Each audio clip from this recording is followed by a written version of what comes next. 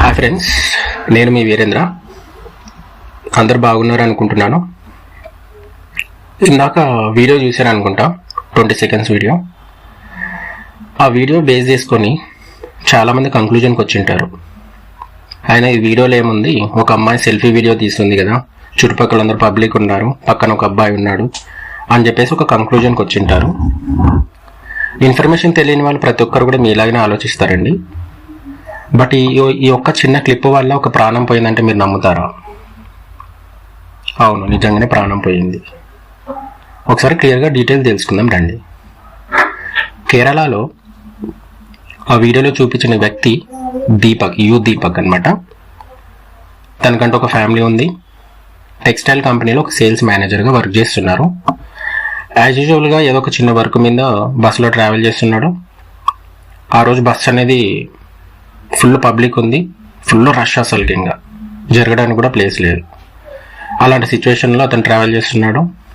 అదే బస్సులో ఇంకొక అమ్మాయి కూడా ట్రావెల్ చేస్తుంది. ఆ అమ్మాయి పేరు సిమ్జిత. సో అలా ట్రావెల్ చేస్తున్న ప్రయాణంలో సడన్గా ఏమైపోయిందంటే దీపక్ యొక్క హ్యాండ్ అనేది, అతని యొక్క బాడీ అనేది ఈ లేడీకి, ఈ సిమ్జిత యొక్క బాడీకి టచ్ అయింది. బాడీ అంటే మీకు అర్థమైంది కదండి. బాడీ అంటే లైక్ చెస్ట్, వల్గర్గా చెప్పట్లేదు, చెస్ట్ని టచ్ అవ్వడము, తర్వాత కొంచెం మెల్లిమెల్లిగా బాడీని టచ్ చేస్తూ రబ్ చేయడం, ఇలా స్టార్ట్ అయిందనమాట. అమ్మాయి ఇదంతా గమనిస్తుంది. నార్మల్గా అంత పబ్లిక్లో అంత రష్ ఉన్నప్పుడు తోచుకోవడము, తర్వాత కాలు చేతి ఇవన్నీ పడడం కామను.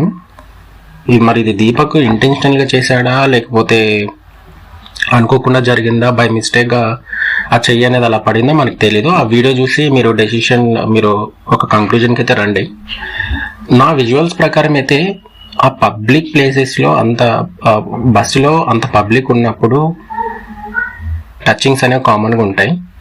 కానీ ఇప్పుడున్న సిచ్యువేషన్లో అయితే జనరేషన్ ఎలా ఉందంటే వాంటెడ్గా కొంతమంది ఇంటెన్షన్గా టచ్ చేస్తారు. అమ్మాయిని హారాస్మెంట్ చేయాలని ఒక ఇంటెన్షన్తో కొంతమంది గుడ్ టచ్ చేయది, బ్యాడ్ టచ్ చేయది అనేది అమ్మాయిలకు మీకు ఒక ఐడియా ఉంటుంది నాకు తెలిసి.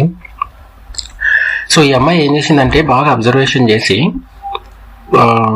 బై మిస్టేక్ చేస్తున్నాడేమో అని చెప్పేసి ఆమె వదిలేసింది. తర్వాత ఏం చేసిందంటే ఆమె మొబైల్ తీసి వీడియో అనేది తీసింది. ఫస్ట్ చూశారు కదా, అందులో ఆ వీడియో తీసేటప్పుడు కూడా ఆమె ఫేస్ కట్ చూస్తే ఆల్రెడీ ఒక అబ్బాయి అమ్మాయిని టచ్ చేస్తున్నాడు అనే విషయం ఈమెకు తెలుసు కదా. తెలిసిన వెంటనే ఏం చేయాలి, ఈ అమ్మాయి దూరమైన జరుగు అని చెప్పాలి, లేకపోతే అబ్బాయికి అర్థమయ్యేటట్టు గట్టిగానే చెప్పాలి. కానీ ఈ అమ్మాయి చేయకుండా వీడియో షూటింగ్ అనేది స్టార్ట్ చేసింది. అబ్బాయి వయసు నాకు తెలిసి, అబ్బాయి అనేలేమో 42 years అతనికి, కొంతమంది 41 అంటున్నాడు, 42 అంటున్నాడు, అప్రాక్సిమేట్లీ 42 years ఉంటాయి. సో ఇంకా బస్ దిగే టైంలో కూడా అబ్బాయి ఇంకా కంప్లీట్గా టచ్ చేయడం కూడా మనం చూస్తూనే ఉంటాము. అది ఇంటెన్షనల్గానా, వాంటెడ్గా జరిగిందా, బై మిస్టేక్గా జరిగిందా అనేది మనకైతే క్లారిటీ లేదు. ఎవరి స్టాప్లో వాళ్ళు దిగిపోయారు. ఇది January 16వ తేదీన జరిగింది. అమ్మాయి కూడా వెళ్ళిపోయింది. ఆ వీడియో అనేది క్యాప్చర్ చేసిన వీడియో తన ఇన్స్టాగ్రామ్లో పోస్ట్ చేసుకుంది. ఆ అమ్మాయికి కొంచెం ఇన్స్టాగ్రామ్లో ఫాలోవర్స్ ఒక 10,000 మంది ఉన్నారు. ఆ ఇన్స్టాగ్రామ్లో ఆ వీడియో అప్లోడ్ చేయగానే 2 million views రావడం వల్ల ఒకటే రోజులో ఆ వీడియో వైరల్ అయిపోయింది. ఈ అమ్మాయి వచ్చేసి బాగా educated, social I think psychologist అనుకుంటా, కొంతమంది లెక్చరర్ కూడా అంటున్నారు, తెలీదు. అంత ఎడ్యుకేటెడ్ పర్సన్ అమ్మాయి కూడా. అమ్మాయి అప్లోడ్ చేసుకున్న అంతవరకు బాగానే ఉంది. తర్వాత దీపక్ వాళ్ళ ఫ్యామిలీ వరకు వెళ్ళింది ఆ వీడియో అనేది. వాళ్ళ బంధువులకి, ఫ్రెండ్స్కి, ప్రతి ఒక్కరు కూడా అడగడం స్టార్ట్ చేశారు, ఈ వీడియోలో నువ్వు ఉన్నావు, ఆ అమ్మాయిని నిజంగా టచ్ చేసావా అని చెప్పేసి అతను విపరీతంగా అడిగేసరికి కొంతమంది, ఎవరైనా అంతే కదండి, ఇప్పుడు ఒక వీడియో వైరల్ అయినప్పుడు బంధువులు ఇంటికి వస్తారు, ఫ్రెండ్స్ ఇంటికి వస్తారు, ఏం జరిగింది, నిజంగా జరిగిందా, వాంటెడ్గా జరిగిందా, ఏంటి సిచ్యువేషన్ అని చెప్పేసి ప్రతి ఒక్కరికి సమాధానం చెప్పుకోవాల్సి వస్తుంది. జనాలు కూడా అలాగే ఉన్నారు. సాఫీగా జరుగుతున్న జీవితంలో ఇలాంటి ఇన్సిడెంట్ జరిగినప్పుడు ఎవరికైనా ఒక షాకింగ్ లాగా అనిపిస్తుంది. కొంతమంది అయితే దీపక్ని నమ్మారు. నువ్వేంటో మాకు తెలుసు, నువ్వు మా దగ్గర నువ్వు ఎక్స్ప్లెనేషన్ ఇచ్చుకోవాల్సిన అవసరం లేదు, నువ్వు ఎలాంటి మనస్తాపానికి గురి అవ్వాల్సిన అవసరం లేదు, నీ మెంటాలిటీ మాకు తెలుసు, నువ్వు అందరికి సమాధానం చెప్పుకోవాల్సిన అవసరం లేదని చెప్పేసి కూడా అతను సరిగ్గా చెప్పారు. ఒకరికి ఇద్దరికి ముగ్గురికి అంటే చెప్పుకుంటామండి, కానీ 2 మిలియన్ పీపుల్స్ పైగా ఆమె ఇన్స్టాగ్రామ్ అప్లోడ్ చేయగానే అందులో కమెంట్స్ వచ్చేసి చాలా బ్యాడ్గా పోర్ట్రే అవ్వడం జరిగాయి. అంటే ఐ స్టాండ్ విత్ షిమ్జిత అని చెప్పేసి అందులో నిజాలు తెలియకుండా అసలు వాళ్ళు కొంతమంది కమెంట్స్ పాస్ చేయడం వల్ల ఇలాంటివి కూడా కొన్ని కమెంట్స్ అనేవి పాస్ చేశారనమాట. ఒకటి రోజులో వైరల్ అయిపోయాయి. ఈ వీడియో వైరల్ అయిన తర్వాత దీపక్ అనే వ్యక్తి జనవరి 18న సూసైడ్ చేసుకున్నాడు. ఎంత బాధాకరమైన విషయం అంటే చెప్పడానికి నాకే ఒక షివరింగ్ అవుతుంది. అతను ఎంత సెన్సిటివ్ పర్సన్, ఎంత ఇన్నోసెంట్, ఒక డీసెంట్ ఫ్యామిలీ నుంచి వచ్చిన వ్యక్తి ఈ డాడ్ లిటిల్ ప్రిన్సెస్ అమ్మాయి వల్ల తనకున్న ఫాలోవర్స్కి వీడియో చూపించుకోవాలి. ఆ వీడియోలో చూసినట్లయితే ఈ అమ్మాయి మీద ఫేస్ అలాగే ఉంది, ఆ స్మైలింగ్ అనేది అలాగే ఉంది. ఒక అబ్బాయి అమ్మాయిని టచ్ చేస్తున్నాడు అనే విషయం తెలుసు కదా, అప్పుడే గల్లా పట్టుకొని నువ్వు నన్ను టచ్ చేస్తున్నావు, హరాస్మెంట్ చేయకని చెప్పేసి పోలీసులకి కంప్లైంట్ ఇవ్వాలి, లేదంటే చుట్టుపక్కల అందరికి చెప్పి అందరినీ గ్యాదర్ చేసుకొని అతనికి ఒక స్ట్రిక్ట్ వార్నింగ్ అని ఇవ్వాలి. కానీ అమ్మాయి చేసిన పని ఏంటి? వీడియో తీసి ఇన్స్టాగ్రామ్లో పోస్ట్ చేసి ఫాలోవర్స్ని పెంచుకోవాలి, లైక్స్, షేర్స్, పాపులర్ కావాలి.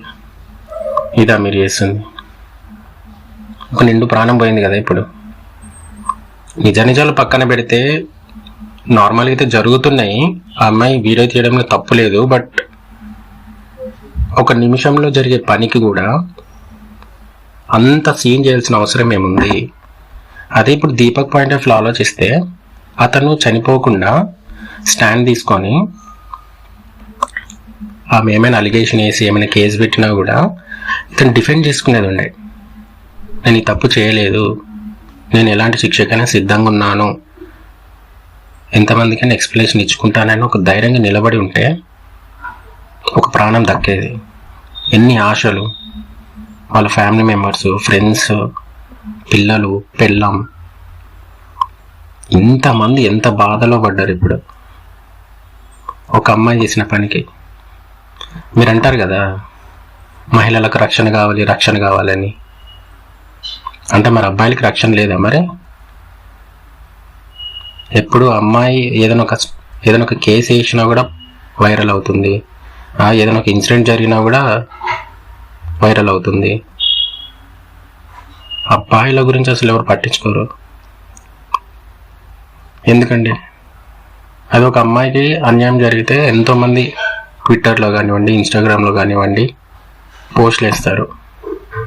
అదే ఒక యువకుడు అతను తప్పు చేసాడేమో, కేసు వేయండి, 4 తన్నండి. అది వాంటెడ్ చేసినట్లయితే తప్పు కరెక్ట్ తెలియకుండా ఆమె ఇన్స్టాగ్రామ్ వీడియోని ఫాలో చేసి, లైక్ చేసి, కామెంట్ చేసి అతను ఇంకా చాలా మానసిక పరిస్థితి దెబ్బతిన్నది. అతను ఫుల్ డిప్రెషన్లోకి వెళ్ళిపోయాడు. దానికి కారణం ఎవరండి? అతనికి ఎగనెస్ట్గా కమెంట్ చేసిన ప్రతి ఒక్కరు అతని చావు కూడా కారణమవుతారు. ఎందుకు? 2 రోజులు ఒక ప్రాణం పోయింది. ఎన్ని ఆశలు ఉంటాయి అంటే ప్రాణం పోవడం ఇంత ఈజీగా అనిపిస్తుంది నాకైతే. చనిపోయే ముందు ఇవన్నీ ఆలోచన రావా? ఈరోజు నేను మార్నింగ్ న్యూస్ చూశాను. యాక్చువల్గా అమ్మాయి షిమ్జితకి పోలీసులు కస్టడీలో తీసుకొని నాన్ బెయిలబుల్ కేసు అనేది వేశారు. అది కొంచెం బెనిఫిట్ అవుతుంది.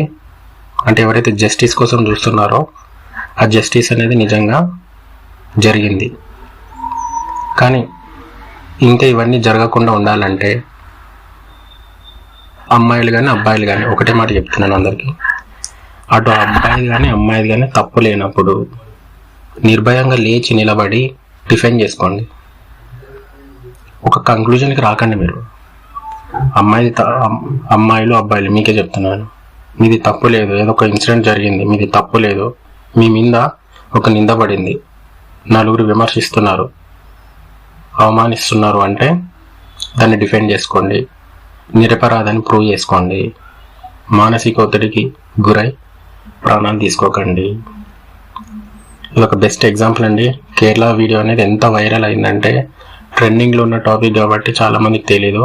కొంచెం కళ్ళు తెరుచుకుంటారు అని చెప్పేసి మీకు చెప్తున్నాను. ఇప్పుడున్న కాలంలో బస్సుల్లో ప్రయాణించాలన్నా కూడా ఎంత గజ వణుకుతున్నారు అబ్బాయిలు. అంటే తప్పు లేకున్నా కూడా వీళ్ళందరూ కలిసి ఎక్కడ కొడతారనో, ఎక్కడ మానం మర్యాద తీస్తారని ఒక భయం క్రియేట్ అయింది అమ్మాయిల వల్ల. అమ్మాయిలు కూడా మంచి వాళ్ళు ఉన్నారండి, నేను కాదనట్లేదు. కొంతమంది అంటే అంత సీన్ చేయాల్సిన అవసరం ఏముందండి. ఇప్పుడు ఒక అబ్బాయి 10 నిమిషాల నుంచి 5 నిమిషాల నుంచి ఒక బస్సులో ఒక అమ్మాయిని టచ్ చేస్తున్నాడంటే ఏ అమ్మాయిని ఎలా రెస్పాండ్ కావాలి? దూరమైన జరగాలి, బస్సు ఆపి అబ్బాయినైనా దింపాలి, లేకపోతే 4 చెంప మీద కొట్టాలి, కేసు అయినా వేయాలి. ఇవి చేయండి. మీకు ఏదో ఇన్స్టాగ్రామ్ ఉందని చెప్పేసి, ఫ్యాన్ పేజ్ ఉందని చెప్పేసి అందులో అప్లోడ్ చేసుకొని పక్కన వాళ్ళ మనోభావాలు దెబ్బతినేలా చేసి ఎవరిచ్చారు మీకు అధికారం?